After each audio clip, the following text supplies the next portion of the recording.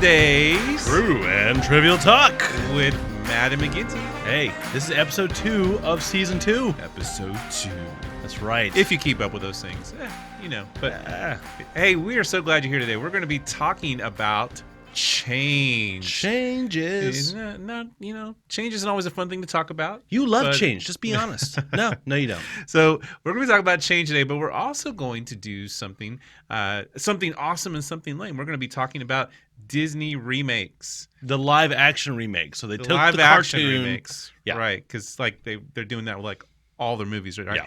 So we're also going to, speaking of change, Daniel, we're going to talk about how much you've changed and how much I've changed from about 20 years ago. We're going to get a blast from the past. Yeah, so and we can talk about that when we get closer to it. No doubt. We're going to end with an article about 8 things that have changed since COVID, but are still changes that are implemented.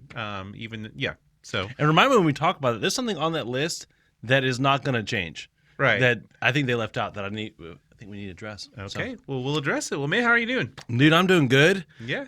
Man, your preschool wee ones have started back up again. Yep. And let me just say, I know I mentioned this to you earlier, but they haven't heard this. I feel like whenever we try to get out the door, the kids will find a way to make that challenging. Yeah. Like this morning, we're trying to get ready in the bathroom, and my daughter comes in and says, Fisher peed in his pants. I'm like, oh, why? Why now? Yeah. Like he went into her closet and just went on the floor. He Like, just dude, went. Yeah. And at the same time that's happening, Like number one. just number one. Just Yeah. number Let's one. just, Okay, that's good. yeah. Yeah. And no details, please. And at the same time, simultaneously, my other son is in the kitchen and living room saying, "It's a snow day! It's a snow day!" by throwing paper towels all over the kitchen. And yeah, it was fun. Kids. Yeah, man, you got to love them. You have to, I hear.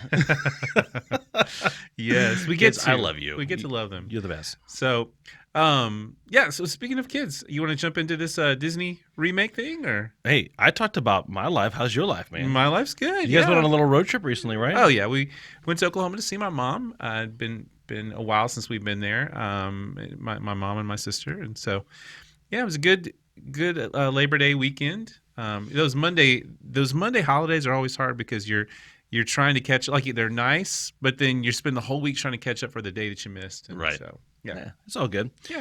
Well, let's do this, man. I've got a list of Disney movies that have been remakes. But before we get to this segment, I need to ask, we're each going to ask the question, what is something lame? What is something awesome about one of these Disney movies? So, Matt, what is your favorite Disney remake, so live action remake, and what do you think is the worst? Yeah, so this will be easy because to my knowledge, I've only seen 2 of the live action remakes, and I know Which is why I'm going to quiz him on you're this. King Disney over here. King Disney. You Hey, and your I wife like are that. King of the castle. King and Queen over there. Me, not so much. But the two movies that I've seen that are live action remakes are Jungle Book and Lion King. And you may, as you share one, I'm like, oh yeah, I have seen that one. But both were good. I think I probably They're both good. I probably enjoyed Jungle Book more because I felt like it was more creative, and they did some cool things with it. And Lion King wasn't bad. It was just it was great actually, but it just felt a lot like the movie, which I know you don't want to tinker with something that's near perfect, but yeah, I just kind of felt like, the song sounded the same, and a lot But of took all the same. whimsicalness out of it. Right. It's like, here they're animals. You went way too on the realism scale. Yeah, and I've seen Lion King, like the cartoon, so many times that these voices, like those are the voices, and then you get these remakes and you get these new voices, and you're like, Seth Rogen for Pumbaa? Yeah. Really? Come on, guys. Right. Scraping the bottom of the barrel there. Right. Jeez. But anyway, so that's mine. What about yours? All right, so I'll talk about something lame first. Okay. I think Dumbo was the worst. Easily the worst live action remake. They took the most depressing Disney movie and somehow, I mean, you hired Tim Burton. Okay, he's a king of depressing movies. Yeah. Like the goth king of movies. and he made it like even more depressing, and somehow made it about man. like animal freedom or something. It was just awful. It was just such a pain to watch, and it was visually very creative and kind of interesting. Danny DeVito was kind of cool, but it was just such a slog. We fell through asleep in it. So I don't need to waste my time. Don't. Okay. Don't do it. Gotcha. We didn't even. That one was bad, but we didn't even finish Lady and the Tramp. That one was so bad. You know what? I have seen that one. Yeah, it was all right. I mean, it was so boring. Maybe I would say that one was probably. See, Lady and the Tramp isn't even like the original. Isn't even that great. I don't think it's kind of boring. It's okay. I love it. It's okay. That's just me. Yeah, it's bottom tier Disney. For I me. grew up watching it. No, I did too, and I don't have any strong feelings about it. Well, I do. All right, but I think there's something awesome. Now, this surprised me. I went into kind of low expectations on this, but I think there's something awesome remake was Cruella. Okay, that was a recent one. It was actually, Brooke and I both really enjoyed it. Is that really a remake? Kind of. It's like more of an origin story on Cruella and that kind of thing. But it was actually really fun to watch. Like, it didn't get too dark. It didn't get too, like, wicked or whatever. But it was a great sort of fun plot twist, and I call it revenge story, which isn't really fair to say. But it was really kind of an interesting character study. And it was really it was fun to watch. And I thought they did a good job with it. Not a remake, Daniel. It's not a remake. It's technically because it's a live action of a Disney cartoon character. Or you could like watch the actual 101 Dalmatians live action movie. The one and the two. Yeah, we'll get to that. Yeah. They kind of started the whole live action remake deal. If you look at the list here. Yeah. All right, well, let's get to this list. I've got a list of all the Disney live action remakes, and Matt is going to try and guess whether this is something awesome or something lame. In other words, is it certified fresh on Rotten Tomatoes or is it a stinker? Okay. And so for it to be certified fresh, it needs to be 70% and higher. Okay. So I would say fresh or rotten or lame. Just say awesome. Lame or awesome. Lame or awesome. Okay. That's our terms. Gotcha. That's what we're going to do. Okay. All right. So I'm going to get off the list. And, there were some older ones that were made, like the original Jungle Book from 1994. That one was awesome, by the way. I really loved that one. And then 101 Dalmatians, 102 Dalmatians with Glenn Close. That was fun. But we're going to start with the more recent ones. All right, so the first one on this list, we're going in chronological order in terms of production, okay? Okay. Alice in Wonderland.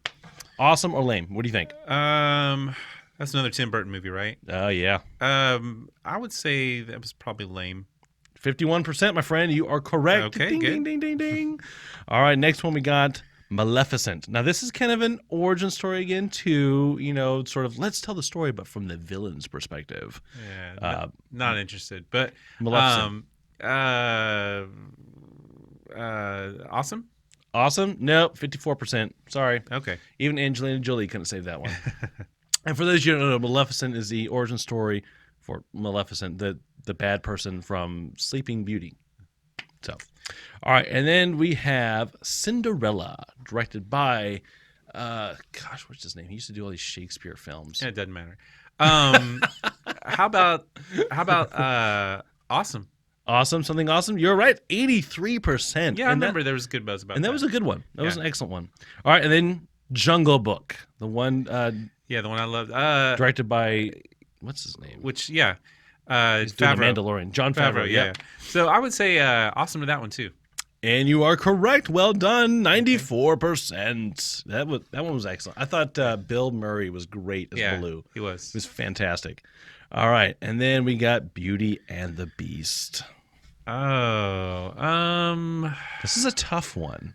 Yeah. I remember a lot of people mixed reviews. He's struggling. I'm going to say lame. You gonna say something lame? You are incorrect. It is right there on the cusp of 71%. Yeah. Certified fresh. It is something awesome. And I will say, I really liked the song addition they made to that movie. Okay. It was really, really, they added a song to it, and it was really, really good. But my beef with that movie is Belle. I think they horribly cast Belle for that. That's just my opinion. But you liked the movie? The movie, I think, was okay. It was good. Okay. I think most of the cast issues were casting. I think Gaston was not cast well. He needed to have more physical presence. Don't care. Not going to see it. Okay. Hey. All right. And then next we got Christopher Robin. Oh, did you watch it? That's not a remake. It is technically a remake because they took the cartoon characters and made it into live action. I have seen that one and I loved it. It was really good. Yeah. It was really good. So what do you think? Something awesome, something lame? Awesome. Awesome. You're correct. 72%. Good. It was a little dull in places, but I thought it was really creative. Yeah. All right, Dumbo. What do you think? Lame. Yeah, 46%. Yeah. It was so rough. All right, Aladdin. This one's tricky. Yeah. It made a stink load of money. Yeah. I'm gonna say lame. I'm going to say lame. You are correct. 57%. You just can't be Robin Williams. You can't be Robin Williams. Will Smith has got, the machismo, the charisma, definitely to make it happen, and they went a different direction with it, but just not the same. Well, and part of the problem I have, they had this whole like weird tangent romance story between Genie and the hand, I don't know what her name, her servant girl or whatever, or her, but yeah, it had a lot of weird tangents to it. I thought it was strange. Be sure to give a commentary on everyone. You okay, bet. The Lion King. What do you think? Awesome. Awesome. Nope. 51%. Really? Huh. Yeah. Okay. It was like, why did this movie need to be made? Yeah. It just was not. Well, because Disney wanted to make some money, and they did. They made some muna. All right, Maleficent, Mistress of Evil. That was the sequel to Maleficent. What do you think? Still don't care. Come on, man. Where's Lame? the passion? Lame. Yep, 39%. Okay. Lady and the Tramp. What do you think? Probably most people said lame. 65%. Actually, pretty close. Oh, okay. Yeah. It's probably because it. Yeah, I won't make any comments. All right, and then Mulan. What do you think? Lame. You are wrong, my friend. 73%. Now, I totally disagree with this assessment. This movie was awful. It was painful to watch. They took all the good things about Mulan and they wrecked them. And it was supposed to be this big feminist, like, yay, go, She-Ros. And they took all the things that made her She-Ro in the original cartoon and removed them. Now she's awesome, not because she's awesome because she does magic. Yeah. She has magic powers, chi, whereas in the original, she was awesome because she was smarter than everybody else and strategic and worked her stinking tail off to compete with the other dudes. I'm like, what were you even doing there? I haven't seen either of them. Yeah, I haven't even seen the original. Yeah, so. The original is excellent. Some of the best music. It really, really is good. All right, and the last one, Cruella. What do you think?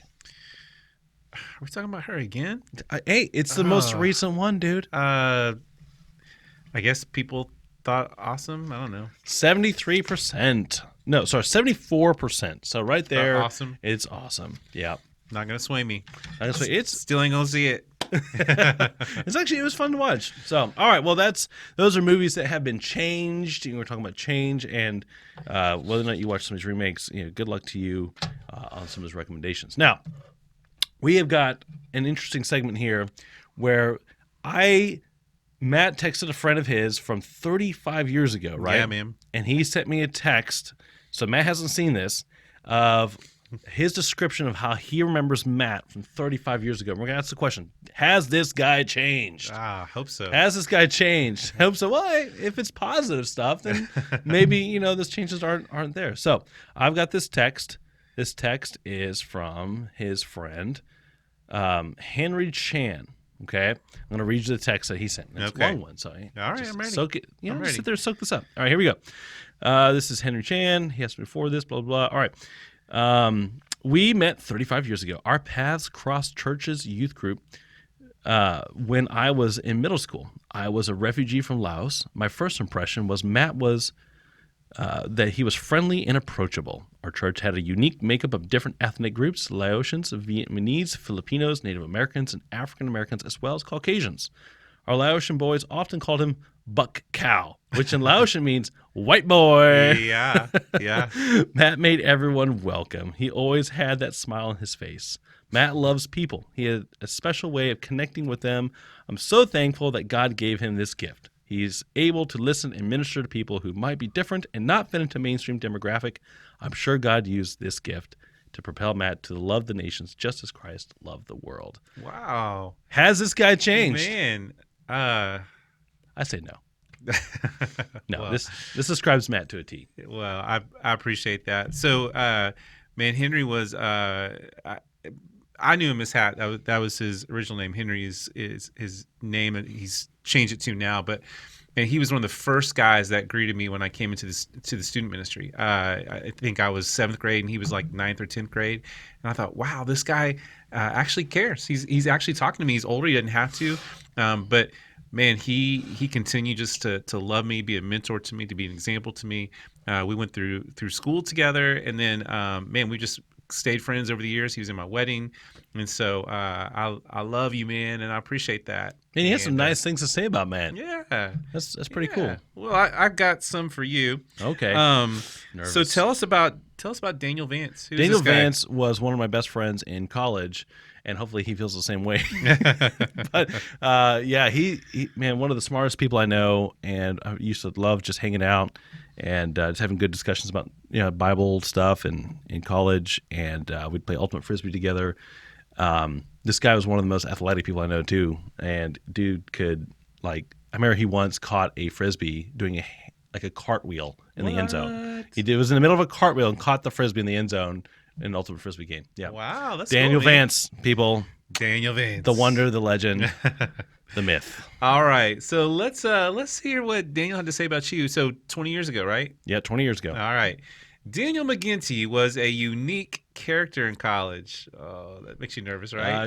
Unique. That could mean any number already of things. getting a little. My earliest memories of him revolve around him wearing clogs in the student center, This Japanese geta. laughing frequently and loudly. Yeah, and playing ping pong in the pointless ice pick style. What's that?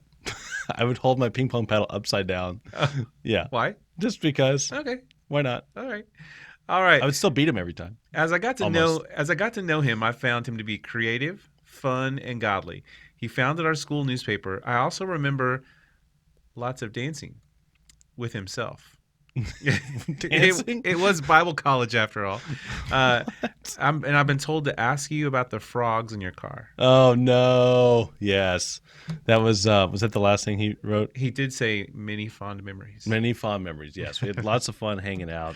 All right, frogs in the car. Okay, thank you, Vance, for bringing up that traumatic experience. No, it was. So we would prank each other all the time, just endless prank wars. Talking about escalation, man, things always escalated. And I get this phone call at 1:30 in the morning. It's just, you might want to go check your car. I'm like, oh no.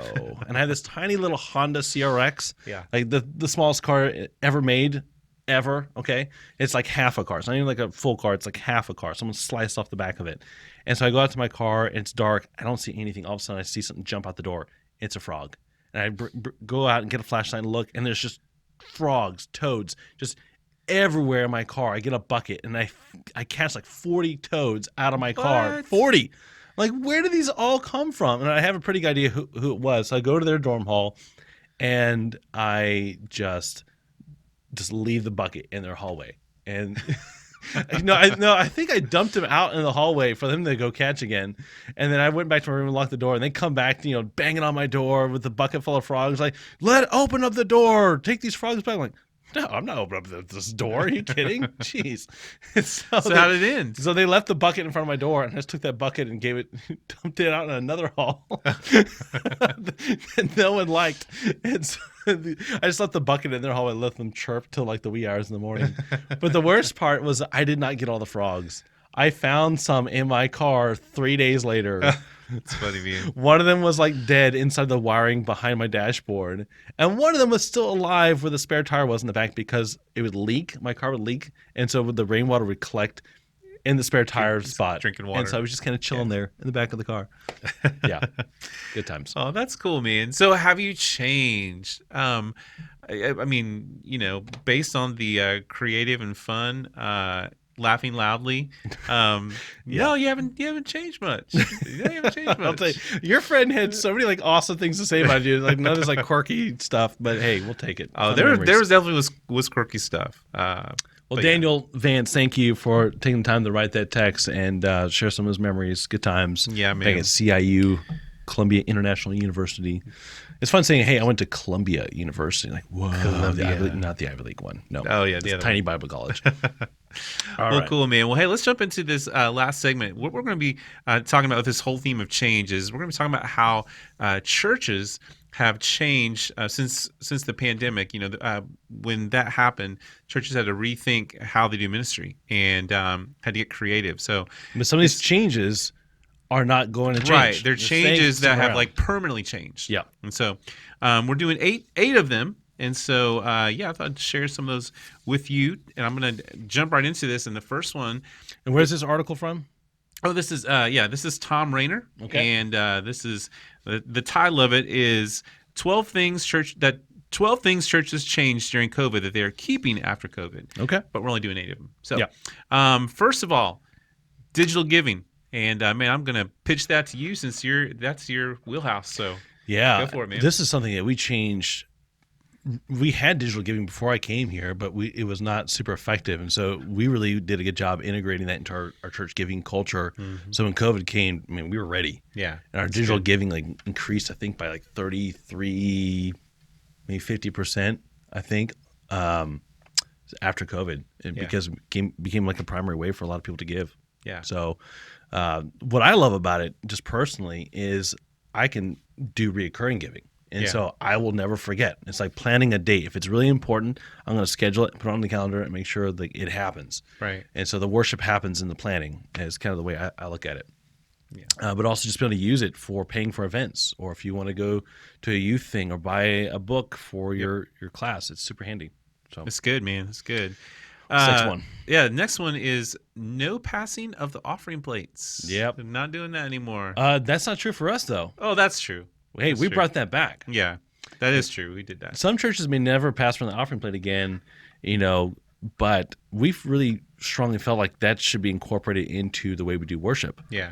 And so when we felt safe enough to do the communion and passing that around again, we figured, hey, well, let's pass around the offering plates too. Mm-hmm. Because we want to incorporate that into a sense of worship, not just be transactional. Yeah. We want it to be something that it's sort of wellspringing from a place of honoring God as we not just sing songs, we also give of our treasure. Yeah. Well, the next one goes along with that, the offering boxes. Yep. Remember we had the little trash cans that Yeah, we had little trash cans we converted into dropping down the offering, which was confusing for somebody. I was like, okay, what's going to happen to my do we still even do that? No, we got rid of the boxes. Got rid of the boxes, but a lot of churches are still doing them. So, all right. The next one, number 4, the final demise of the meet and greet. All you introverts, rejoice. Well, it is kind of awkward for visitors, especially when everyone else stand up, but visitors, you can sit down, and then, everyone's either they are gathering around you or they're not, which makes it even more awkward. For a lot of people, I think especially introverts, that meet and greet time felt superficial. Yeah. Right. For extroverts, like, hey man, this is my jam. I want to talk to all my peeps and make the rounds, press the flesh. Yeah, it's like, and it was fun. Hey, how you doing? Good. All right, and you move on. It's very superficial. There's an element to it. You don't necessarily have to make it superficial. I felt like ours compared to other churches felt pretty genuine for the most part. But whenever you talk about removing this, even pre-COVID, people are like, oh, all the extroverts like, don't get rid of meet and greet time. That's my favorite time. It's like, dude, just get here a little early and go talk to your peeps before it's awkward or stay afterwards. Yeah, it's awkward for guests. It just is. That's the main thing. I mean, who do you talk to? You don't know anybody, right? Right. And it felt like it would go long. Like remember when we had 2 services and that was like the transition. Yeah, we use it as the meet. Yeah, we use the meet and greet time as the transition time. Forever. We could never get anyone to sit down. So we tried everything, and eventually we realized the only way people will sit down is we start praying. Yeah. All right, man. This next one, streaming of worship services. Man, this is a big one, and has been big for us. And yeah, man, go ahead. Share about that. Our church does an excellent job, I believe, streaming our services. Our tech team is phenomenal. Yep. We have some McGeniuses back there. Y'all are awesome. Yeah, you guys make us look really good. And well, there's only so much they can work with here, you know. Yeah.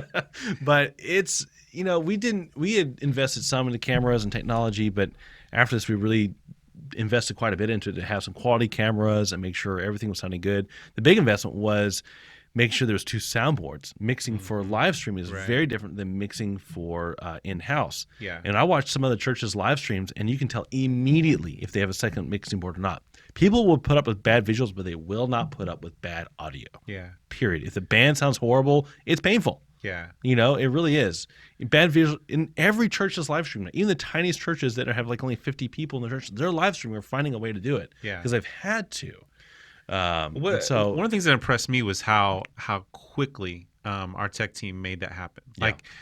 What was it, like the first? Maybe the first. By the second Sunday we had to do it. Yeah, they had a pretty good setup. Yeah, and is awesome. Yep. So yeah, a lot of churches are still doing that. We're still doing that, even though. And the reason why we're going to still do it is even though its viewership has gone down because more people are meeting in person, Right.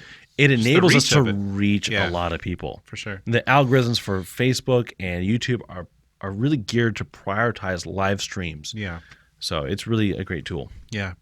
Now this next one, digital Bible studies and discipleship. We did the whole Zoom thing, and then there's some of our groups are still doing the hybrid, where some people are still zooming in. But I know Shelley's discipleship class, I think she had a Zoom version and a non-Zoom version. yeah, And, it's a good way to accommodate for people who still don't feel comfortable to go out, and I understand it to some degree. So, well, one of the things that we still use a lot, our church subscribes to Right Now Media, and so if you're hearing this and you've never ever checked out Right Now Media, you gotta check it out. Like there's so many amazing things on there, Bible studies that you can watch and be a part of. And our groups have been using that for men's Bible study. I use it for my young adults Bible study. Yeah, I do too. I use it all the time for our students. And use it for your family. So we will do the great thing about Right Now Media is that you can toggle audio only or video. So if you do the audio only, you can stream the audio version of it, save your data on road trips and stuff. And it really works great. I think you can even download episodes ahead of time. I'll have to double check that. But the audio only version is great. Like we'll stream, I think I mentioned this in the video announcements. We'll stream Superbook and Bible Man for the kids when they're waiting in the store parking lot for something. So it's great. Yeah, you need to check it out. What else? All right, greater involvement in social media. Churches realize they gotta do better about putting a presence out there, and I'm gonna again pitch it back to you since this is what you do. And our social media, with. Gosh, it almost doubled after. I would say at least our subscriptions on YouTube tripled after the pandemic. Wow. So that's a huge win because man, we're reaching so many more people as a result of that. Mm-hmm. There's churches that are larger than us that have like half the subscriptions that we do that are similar to the way we do church and that kind of thing. Yeah. So that was a big win, and just man, Facebook is a great way for us to reach people as well. So it's been a definite plus. The challenge is finding a way to convert that reach into really true discipleship or conversion or really ministering to people that feels a little more authentic instead of just kind of that distance that you get with digital. Well, hey, this is something that. Well, that's why we're came about. Exactly. Yeah. That's why we do the podcast. Is to reach people through Facebook. In fact, I think our reach for our podcast on Facebook is equal to or sometimes stronger than our actual live stream on Facebook. So really? We have great viewership and awesome listeners out there who like to share this podcast, which is why we do it. We love you. To share it, But we started this during the pandemic. Like right when we first started coming back, I think like a month or two before that, like August of last year. So let's take a quick break. We're 1 year old. I know. We've been doing the podcast for almost a whole year. We're going to take a quick break. We're going to finish this segment in just a second, but we got to pause the camera before it explodes. Yay, technology. So we'll be right back in 5 seconds.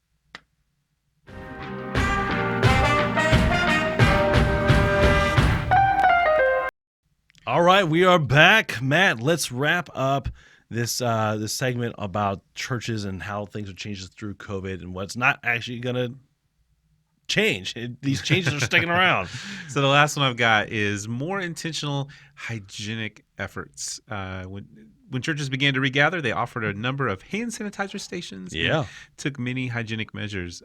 This change will likely be a permanent reality for many congregations. You remember when we had the hand washing station in the it was outside. It was in the foyer? Yeah, it was in the foyer for a while. Oh, we did. I forgot about that. What happened to that thing? I haven't seen that in a while. I don't know, but it kept leaking. But yeah, we still have the hand sanitizer stations. Which are great because they double as our bulletin signs. So we're not, one of the things that this doesn't mention is we're not handing out bulletins probably ever again. Yeah. Physical bulletins. All our bulletins are digital, and people just scan the QR codes we have everywhere with their smartphones, and that brings up our digital bulletin in the YouVersion Bible app. Yep. It has notes, devotions, the works, announcements. But we put those signs for the digital bulletin on all the hand sanitizer stations. So double duty. Very thinking smart. Also, our amazing facilities team comes in and cleans. They spray. They have those spray guns that like statically clings the spray stuff to all the surfaces. Those are so fun to use. They're brilliant. That's what they use in like stadiums and buses and that kind of thing. So So that's it, man. Those are just some things that have changed because of COVID. And we only and had that one left before we did the break. I tried to tell you we could do this, but oh well. Good times. I'll fix it in post. He was so worried that everything was going to blow up, but yeah, you don't want the camera to blow up. No. Well, I will say something that's not on that list is communion. Communion is changed, and we all do this prepackaged things. Yeah. I don't know. I think most churches will never go away from this prepackaged things again. The idea of us all touching, maybe the little cups will be there, but you think, man, someone could cough on that. Right. Or, all the plate full of the little or you crackers. reach over and you're like, oh, that one doesn't have no juice. I want the full. You just put your hands on. I want the full cup of God's Jesus' blood. You got a bigger cracker. They're all the same size, Matt. Yeah, I mean, they're so small. And they're so it's funny for something so small, it's amazing. It can suck out 95% of your body moisture. It's so dry.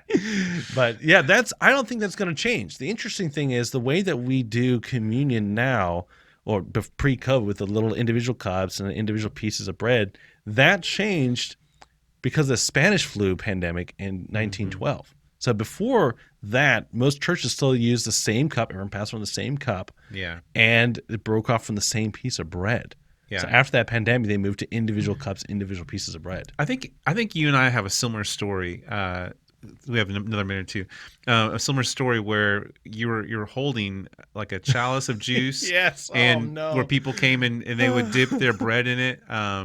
I think our stories are a little similar. What was yours? Well, it was like the front of a wedding, and I'm holding this chalice, and everyone had come and dipped their bread into the juice, and the last lady just took it out of my hand and just chugged the whole thing back. I want the full blessing. Okay, all right. So it was so funny, but so awkward. It's like, did you want to save some of that for the rest of us? Yeah, sharing. She thought, hey, I'm the last in line. I might as well just drink everybody's. So mine was maybe not quite as awkward. It was this big sort of ecumenical deal where all these churches were trying to lead a worship service together at this Founders Festival in Dripping Springs. And so all of us pastors up there trying to help lead communion. And so we had, some of us were holding things of bread, and some of us were holding cups of grape juice, right? And so the idea was you get your bread and you dip it and then you eat it, And it seems so weird now after the pandemic. But it's just grape juice. And so this guy comes up to me, and I'm not prepared, just grabs the cup and just straight up drinks out of it. And I'm like, yeah. And then I see my other church members who are lining up behind him. I'm like, don't use mine. Go to the other guy. I'm so thankful for the way we do it, right? Yeah. The little packets, it's not fun. It seems a little whatever, loses some of the symbolism. Yeah. But we'll be all right. It's okay. Yeah. We'll deal with it. Yeah. Well, another big, when you think about how COVID has changed a lot of things. 20 years ago, a big event happened that changed our world and our country in a big way. Yeah.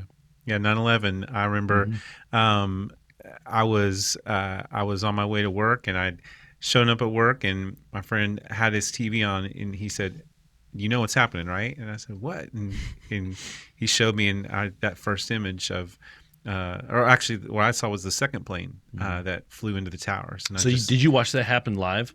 Yes. Oh wow. Yeah, and it was just unbelievable. But yeah, man, what about you? What do you remember? 9/11 was, for those who were alive and can remember, was like the JFK assassination for their generation. For sure. You remember exactly what you're doing and where you were when you found out, And I remember I was asleep. It was a chapel. It was supposed to be chapel that morning, I think. We're at a later class, and my RA busted in my room and said, "Wake up, dude! You gotta get out of bed now. Terrorists have bombed the Pentagon and the World Trade Centers." Yeah. I'm like, what? And I just remember saying, "Oh, it's too early for the world to end." And I was thinking, I wasn't so sure if this is a real thing or not. Yeah. I'm still half asleep, and I get up, and everyone's just freaking out. Right. I go to the student center where everyone's just glued to the TV watching the footage. And of course, I think it all had happened at that point by 10 o'clock. And I was on the Eastern Seaboard at the time, so there was no time delay.